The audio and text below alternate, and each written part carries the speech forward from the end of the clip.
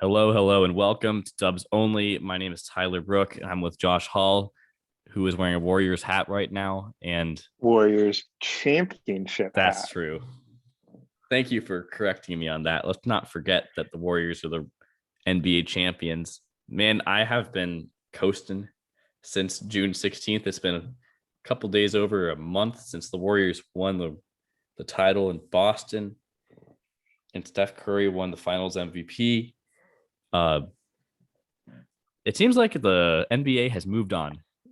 It's like the championship was in the distant past, huh? Yeah, it feels like nobody is like concerned or happy. Everybody's just sort of like, all right, next thing, off season, KD. What's happening? Like where are the moves? It's just done. It's like, so what? The Warriors won their championship. Yeah, it was just like, all right, it's happened. It was cool for like a couple of days. It was a lot of the Warriors players being like, "What are you going to say about us now?" Yada yada yada, which I'm all for because the Warriors deserved and earned to talk like that. But then the draft comes along less than a week after, or a week to the day, and it was just like, boom, no in between period where the only thing that was happening is that the Warriors just won. I guess it happens when you win your fourth championship, right? What? Like it just People start doesn't. thinking it's normal. Yeah, it's normal. It's not like it's the Bucks winning their first championship Maybe or I was a little young for it, but like when the Spurs won, and let's say then in they won one in 2007 and again in 2014. they also won in the early 2000s Yeah, like what was it like when they won their last one in when they beat 2014? Miami. When they beat Right, Miami, yeah. they were always really good, but did it not hit as hard? I think this one's a little different in terms of what individual um adversity some of the Warriors players went up against, like Steph and Clay with their injuries. Um, but yeah. However, the ESPYS last night did serve as a good reminder that they did win the championship. Steph Curry hosted it, which was uh fun, I guess. So what do you think of that? I thought the jokes were good for the most part. Had fun with it. Um, the Grant Williams joke, sticking with the championship theme there. That was fun. Um, He's bragging. Steph is finally bragging. Steph was he's the petty king, man. He's the petty Shut up. king. The Grant Williams interview, he says they were the more disciplined team. They weren't the better team. Steph Curry then goes on his Instagram picture of him getting a haircut and has the most disciplined haircut. Yeah. Comedy, pettiness to the max, and I love it. Yeah, because it's coming across as like kind of jokey, but hey, like this happened. Don't forget that the Warriors just won the championship, and the Warriors, I guess, of Warriors affiliated people and the team itself won 4 ESPYS.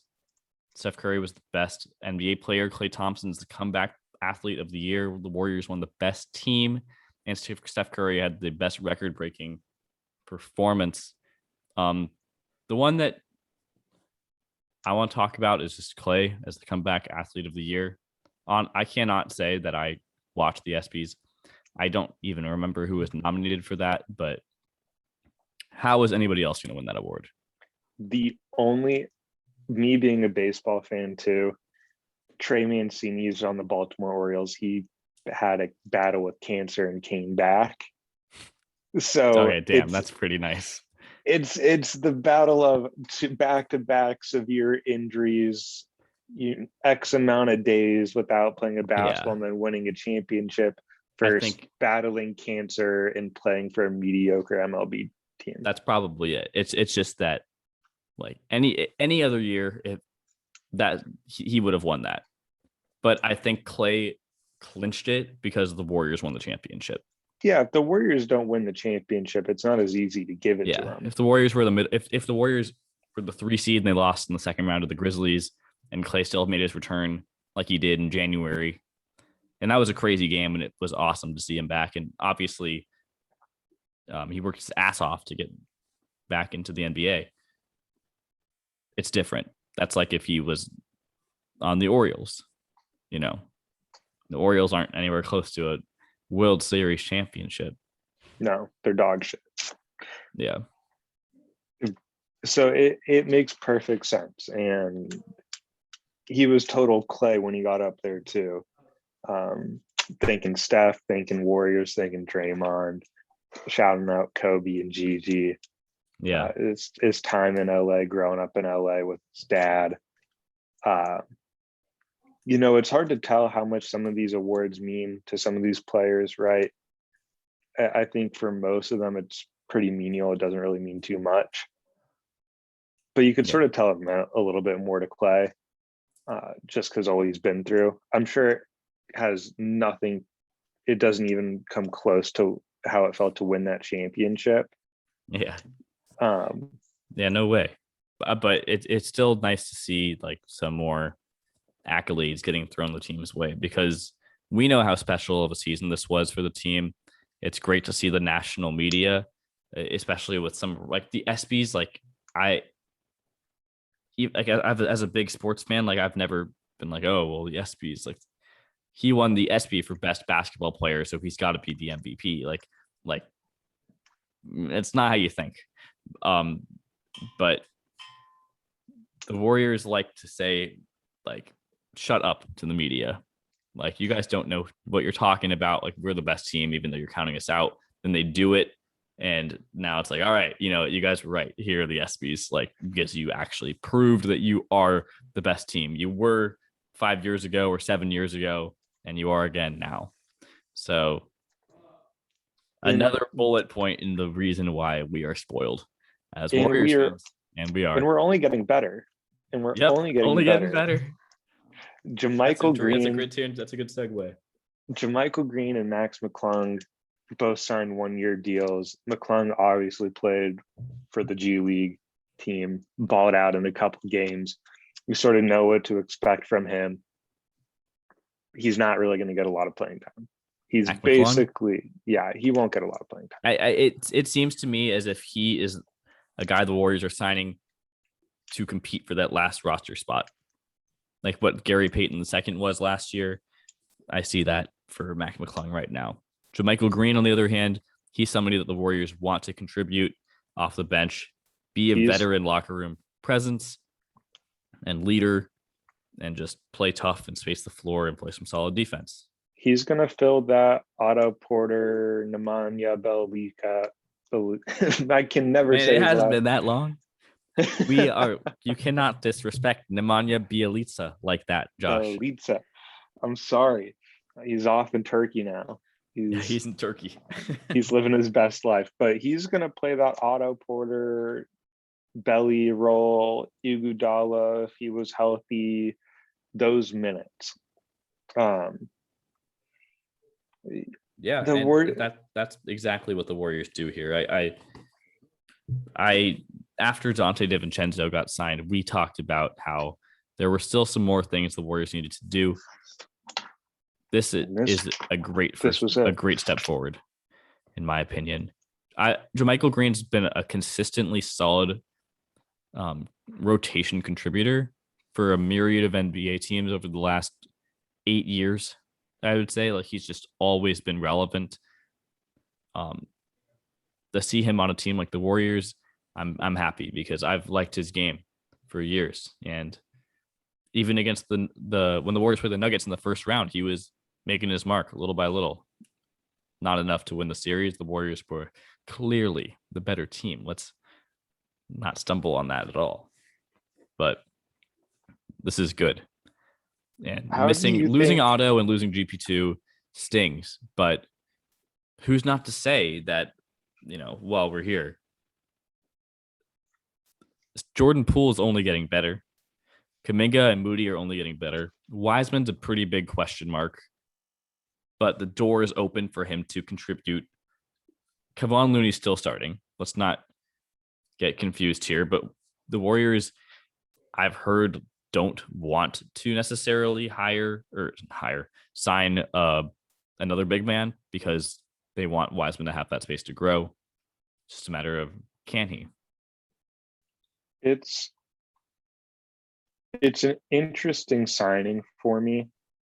It's what they needed, but it tells me one thing, that the Warriors aren't ready to fully trust Kuminga.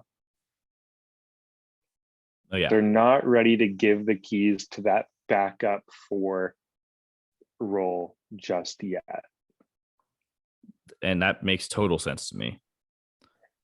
Because that's where he's going to slide in. You know, he's going to play that stretch for potentially small ball, real small ball 5 at times. Yeah, and Kaminga's gonna grow. He's gonna get better. I He's going to expect get his minute better. ticks to go up next season for sure, but you can't just expect him to make that big leap in his sophomore season. You know, the Warriors needed more age on their roster because before before JaMychal Green signed the other day, Steph, Clay, Draymond, those are the old guys. Wiggins is what, 27? Jordan Poole's Looney's about the 23. same. Pretty much everybody else is a rookie or really young. Wiseman, Kuminga, Moody, DiVincenzo's 24.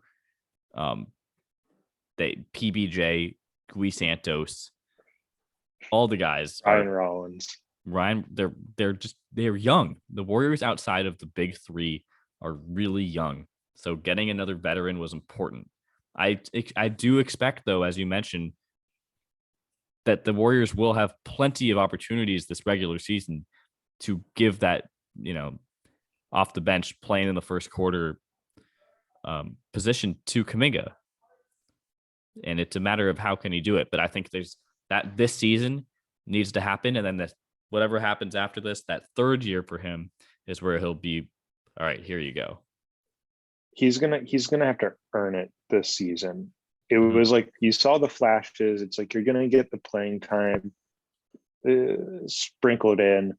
This year, we want you to. The Warriors want Kuminga to be that backup, that 25 minutes per game player. That's what they want from him right now, right? Down the line, they want him to be a superstar. But this is his, you got to earn it. You got to show us the drive season. And like you mentioned, next year, third year, that's can you be that budding young talent? Yeah. And that's what Jordan Poole did this year. 30. Jordan Poole's had a roller coaster start first 3 years, really bad rookie season, gradual, like really nice improvement second year. Third year really took a leap, contributed mightily to a championship. That excites me. Like Jordan Poole is going to be even better next year. I'm very excited about that. But I think Moody also gets a boost in minutes, and we saw him play in a limited capacity in the summer league, but he finished the summer league leading the entire league in scoring. He averaged, what was it, like 28 points a game? He had 34 at some point. But he only played like what, 2 games? I don't think he played more than. Yeah. Hey, it still counts. He's still the leading scorer, and that's a victory for the 2 timelines.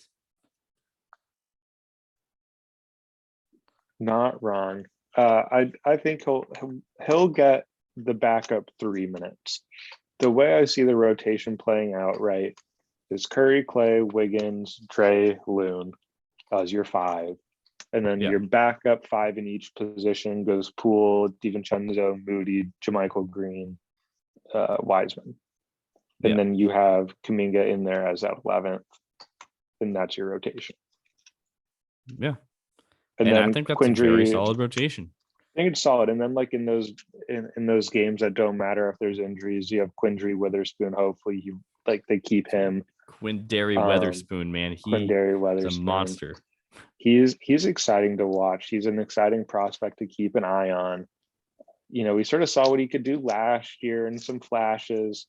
That game against Phoenix was really exciting. On Christmas. Didn't he put like 20 something in? I He don't balled remember, but out. he was playing He a bunch of minutes, and they won he that balled game. out. That Yeah, was great. Just beating the Suns at all is nice these days. I enjoy beating Chris Paul any day of the week. Absolutely, we do. It's like the Warriors, like you don't really see anybody in the starting lineup taking a major step back next season. You know, it's all about health, really. That's what it's going to boil down to. If the Warriors can stay healthy, they're going to be competing for another championship next year. They've just proven that they are a disciplined basketball team, and they really are, and they don't make mistakes as much. Speaking of not making mistakes, will Andre Iguodala return? It seems like the Warriors are leaving a roster spot for him if he wants it, and if he doesn't want it, you know, They probably they're won't use still it. looking fine. I don't. Yeah, We've mentioned him. He needs to be their Haslam.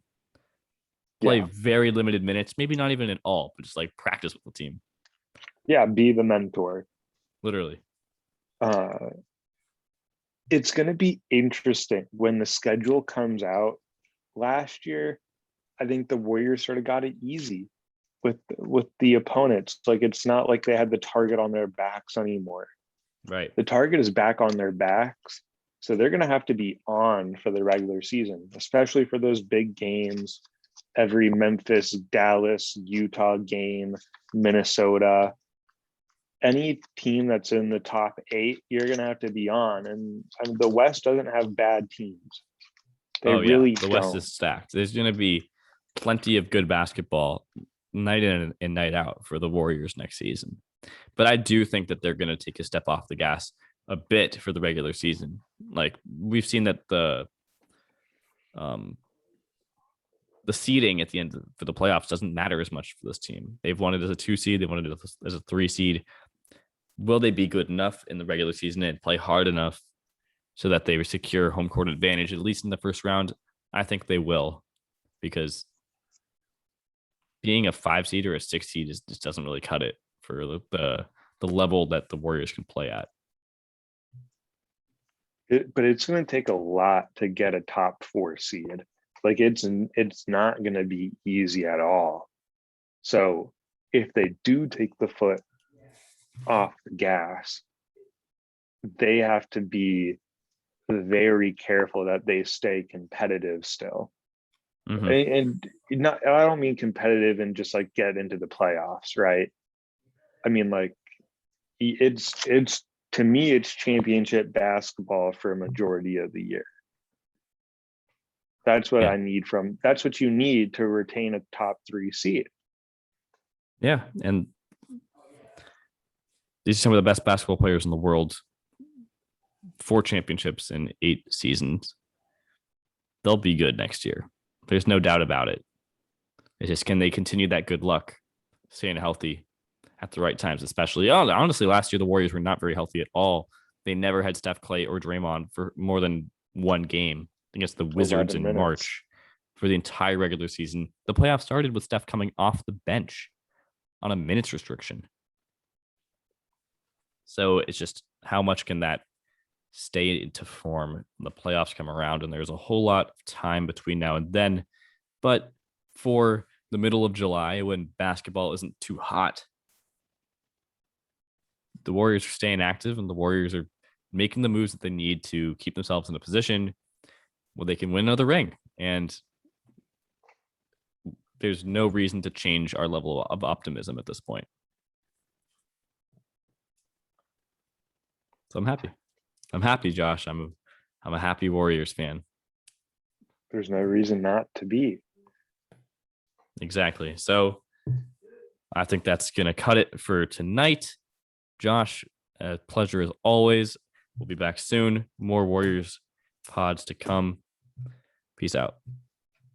Peace.